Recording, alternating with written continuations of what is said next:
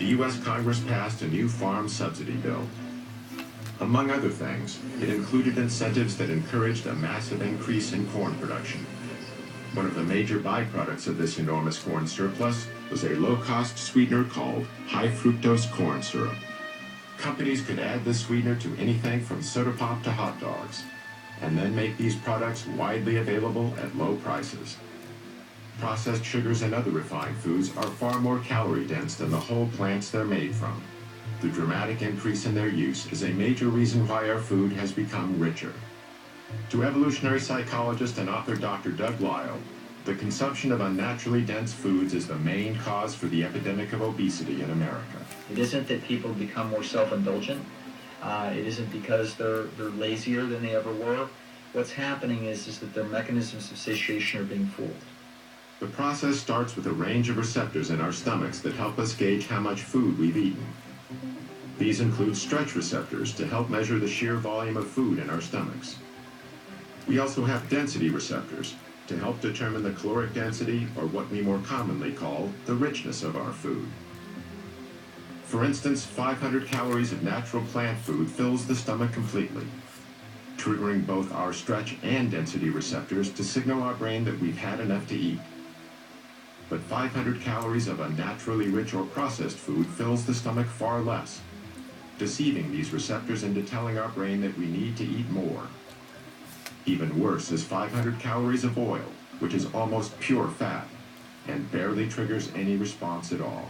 The problem with weight management in humans is that if you make these foods completely artificial, which we do today, you wind up with a problem that people have to overeat just to be satisfied. But why do these concentrated foods that are so harmful to us give us so much pleasure? Dr. Lisle says the answer is related to a system called the motivational triad.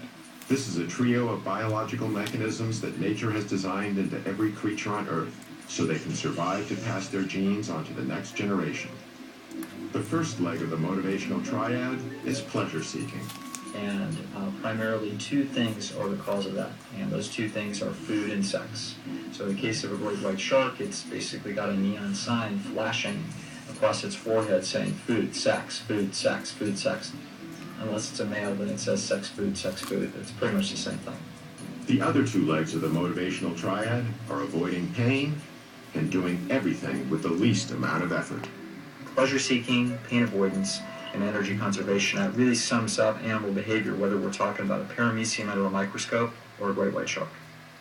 Richer foods naturally excite our senses because it's nature's way of telling us they will provide the highest amount of dietary reward with the least amount of effort. This helped our ancestors find the most calorie-dense and ripe foods available, which contributed to our survival. But in today's environment, we can artificially increase calorie density well beyond what our ancestors would have found in nature. The resulting foods give us a hyper-normal amount of pleasure, leading us into something Dr. Lisle calls the pleasure trap. What the pleasure trap is an interaction between our natural instincts, which are trying to tell us the right thing to do, and some kind of artificial modern stimulation that is piggybacking or hijacking that process. So the classic example of the pleasure trap would be drugs and drug addiction. The way drugs work is they hijack the existing pleasure circuits. When certain chemicals hit those areas, they cause feelings of euphoria and excitement. The same drug-like effect happens when we eat highly concentrated, processed foods. We've removed the fiber, we've removed the water, we've removed the minerals, we've done everything that we can to hyper-concentrate sugar and fat, and add a bunch of salt as well into the food. And now what the food has become is become a low-grade addiction. These things are drugs that have other deleterious side effects, not the least of which is adding a lot of empty calories. Dr. Terry Mason is Commissioner of Health for the City of Chicago. He's one of the few public officials in America who openly supports a plant-based diet. If it walked, hopped, swam, crawled, slithered, had eyes, a mom and a dad, don't eat it. Dr. Mason contends that the less affluent segments of our population have difficulty making the best food choices. Well, first of all, the diets are calorie-rich and nutrient-poor. This is the real problem. And unfortunately, poor people are poor in everything. They're poor in health, they're poor in food choices, they're poor in almost every aspect you can think of. This makes the less prosperous particularly vulnerable to the low-grade addiction of highly processed foods. People want stuff that's fast, people want stuff that's quick, and they like the stuff that's salty, and they like the taste of something fried. And so those are the kinds of things that you see in our community.